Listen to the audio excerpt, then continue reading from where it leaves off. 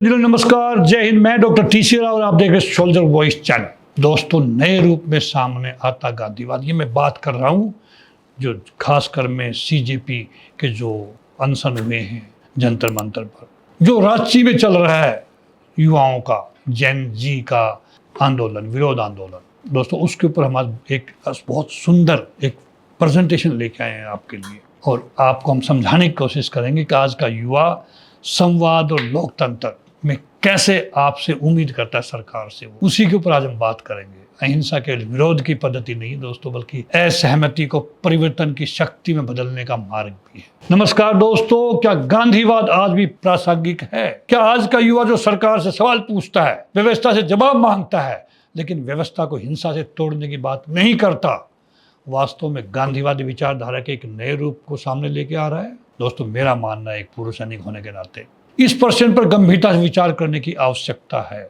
CJP में सभी देश विरोधी नहीं थे, जो अनशन हुआ उसमें सब विरोधी नहीं थे देश के।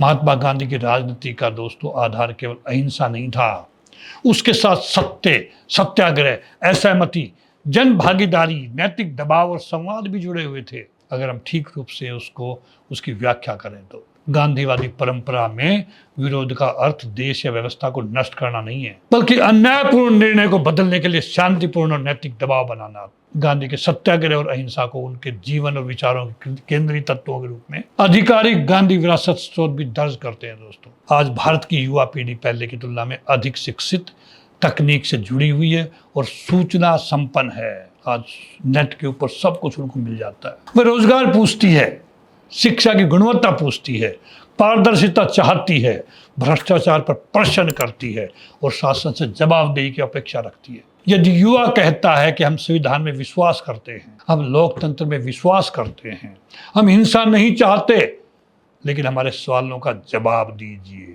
तो दोस्तों इसे केवल विरोध के रूप में नहीं देखा जाना चाहिए।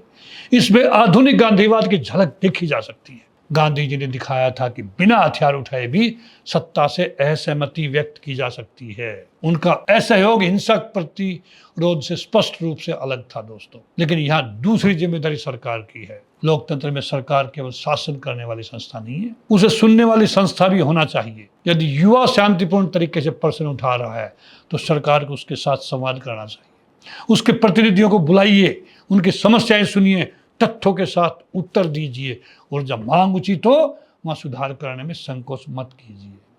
साथ ही युवाओं की भी जिम्मेदारी बनती है, विरोध हो लेकिन हिंसा नहीं, असहमति हो लेकिन घृणा नहीं, आंदोलन हो लेकिन सार्वजनिक संपत्ति का विनाश नहीं। उसको कोई सहन नहीं करेगा, कोई भी सरकार हो चाहे।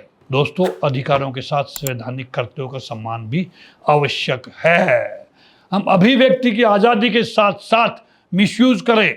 ऊंचे पदों पे बैठे हुए जो चुने हुए लोग हैं, हमने चुना है उनको बुरा भला कहें, अभद्र भाषा को उनके प्रति हम प्रदर्शन करें, दोस्तों कौन सहन करेगा? दोस्तों, यही लोकतंत्र की खूबसूरती है।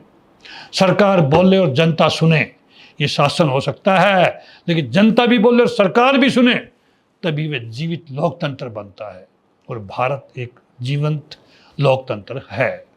आज शायद गांधीवाद धोती, चरखे और ऐतिहासिक आंदोलनों की छवि से आगे बढ़कर एक नए रूप में हमारे सामने खड़ा है, सवाल पूछता हुआ, लेकिन पत्थर नहीं उठाता हुआ, परिवर्तन मांगता हुआ लेकिन व्यवस्था को जलाता नहीं, असहमत होता हुआ लेकिन संवाद का दरवाजा खुला रखता हुआ युवा उस सामने खड़ा है, आज सवाल पूछ रहा है। यही आधुनिक गांधीवाद हो सकता है दोस्तों, यही मजबूत प्रजातंत्र का रास्ता भी है। लोकतंत्र की असली ताकत विरोध की आवाज दबाने में नहीं, बल्कि उस आवाज को सुनकर समाधान खोजने में है दोस्तों, अगर ये वीडियो आपको ठीक लगी हो, मेरे विचार आपको ठीक लगे हो, जो गांधीवादी तरीका जो मैंने बताया कि युवाओं को गांधीवादी तरीका अपनाना चाहिए, कई जगह अपना भी रहे हैं युवा। जो अपना रहे हैं उनको मैं सैल्यूट करता हूँ, जो नहीं अपना रहे उनको मैं सलाह देता हूँ। दोस्तों, अगर पसंद आई हो आप इसको लाइक करें, शेयर करें, मेरे सोल्जर वॉइस चैनल को सब्सक्राइब करना न भूलें। फिर एक पूर्व सैनिक सोल्जर वॉइस चैनल के सब्सक्राइब करने के लिए आपसे अनुरोध करता है। इसी के साथ ही जय हिंद।